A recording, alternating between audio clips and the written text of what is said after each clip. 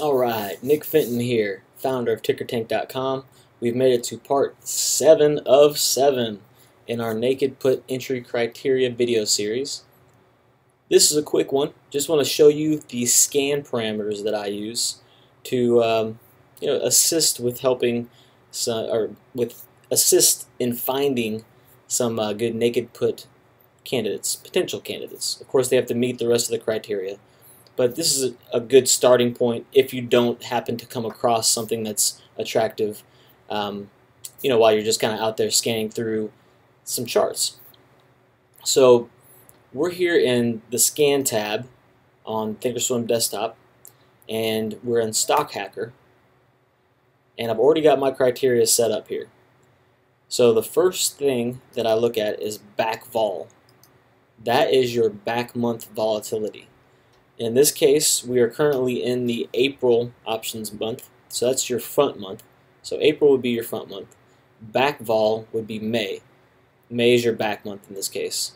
Really, anything beyond April is considered a back month, but in this particular criteria, back vol is the closest back month, which in this case is May.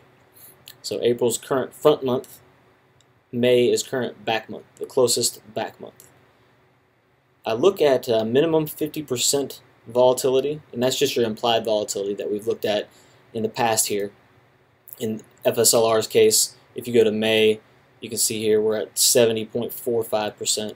If you pull up SPY and look at May, you can see we're all the way down here at 12.7%. So of course SPY wouldn't be showing up on this scan because my minimum is 50%, but FSLR May.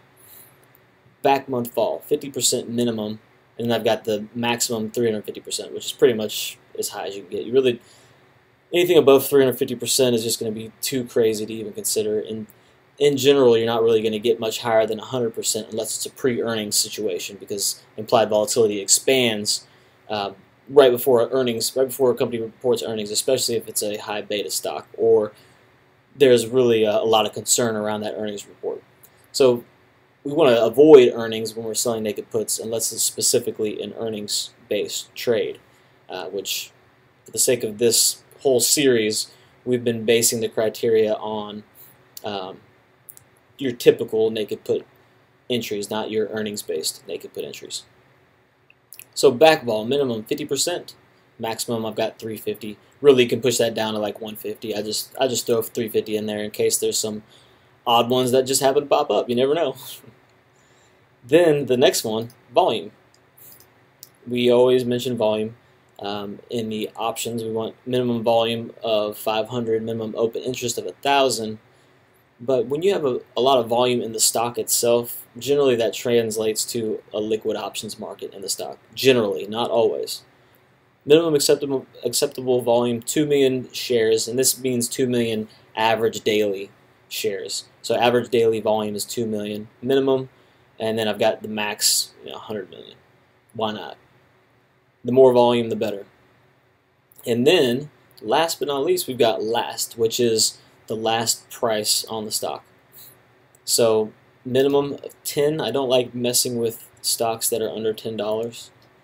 It's just kind of something a general rule of thumb I've had in place. I consider anything under 10 to be kind of a penny stock, if you will. It's not necessarily true, but when you're dealing with options, the whole point is using options to minimize your capital exposure. And if you go under $10 stock, there's really no point in using options. And generally, the options are very limited as far as your leg width, and a lot of times they aren't very liquid when you get below $10 stock, because there's not a whole lot of people interested in trading them. So minimum $10, maximum $600. You can go above $600. In my case, I generally don't like to sell puts in anything that's more than $600. It just takes up too much capital. You may be a person that wants to do even less than $600. So if you have a portfolio of, say, $100,000, you probably wouldn't want this max to be over maybe $100.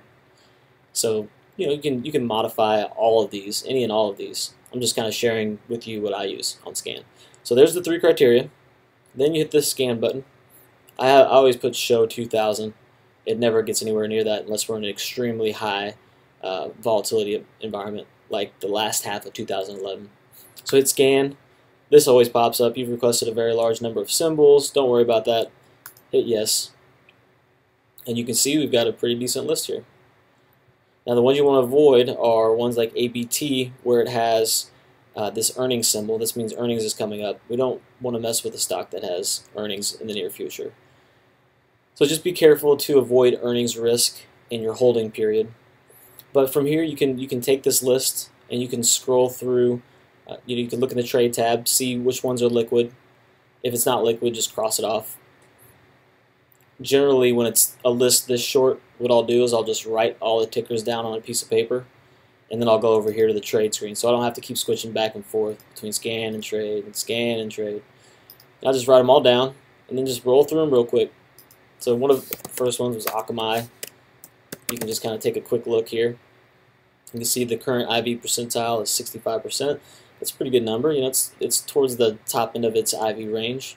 On May, we've got 50.32% versus the 52-week low of 16 and the 52-week high of 66. So you can see we're pretty close to the top end of that 66 range.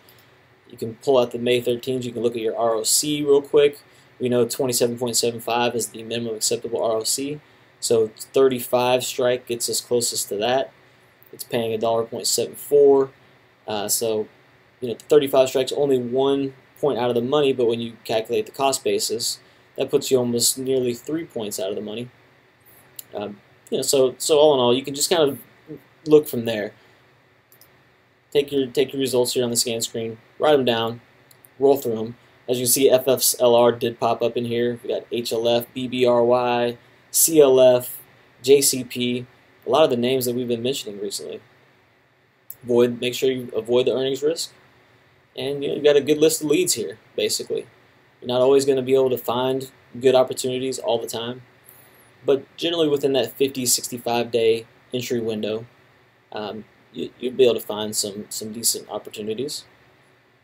In Akamai's case, it doesn't offer the June options, so there's really nothing close to our 50-65 day. But if you look at FSLR, you can see there's 72 days left until June options expiration. So in another 7 days, this is going to be within that 50-65 day window.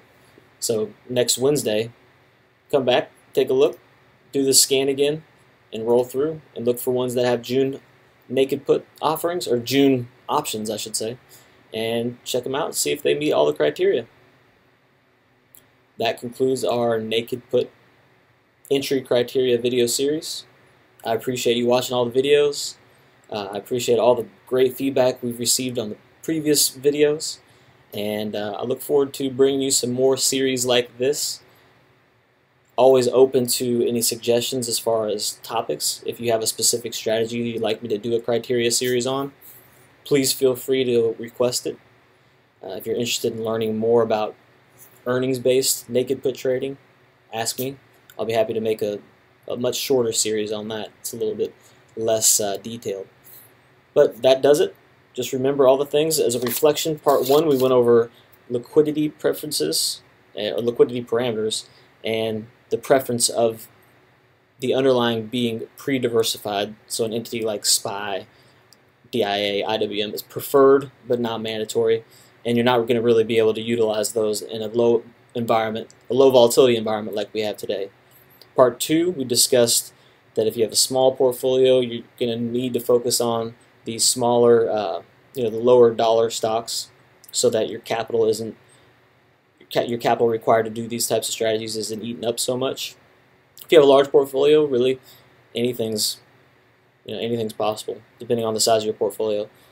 And we discussed portfolio allocation, my preference and how I kind of look at that. So go back to part 2 if you want more information on that. Part 3, we discussed my personal time preferences on entry and loose rules on exit. Entry being preferred 50-65 days until expiration, and a few loose rules on exit. Part 4, we talked about implied volatility and how to analyze implied volatility utilizing these today's option statistics and a couple lower studies that you can add to your chart. the Implied Volatility lower study to be exact.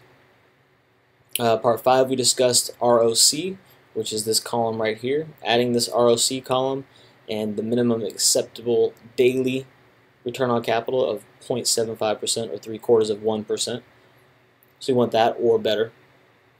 Part 6, we discussed the 75% minimum theoretical probability of break-even or better, which you can determine on the Analyze tab.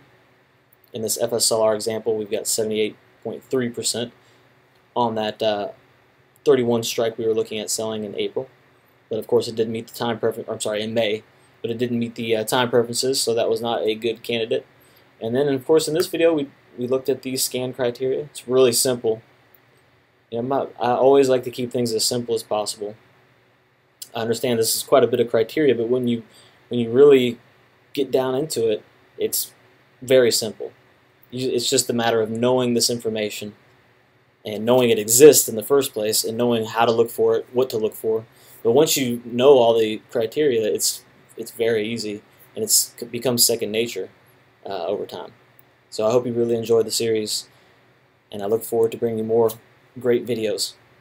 Talk to you soon, and visit TickerTank.com today for more options-related information. Thank you.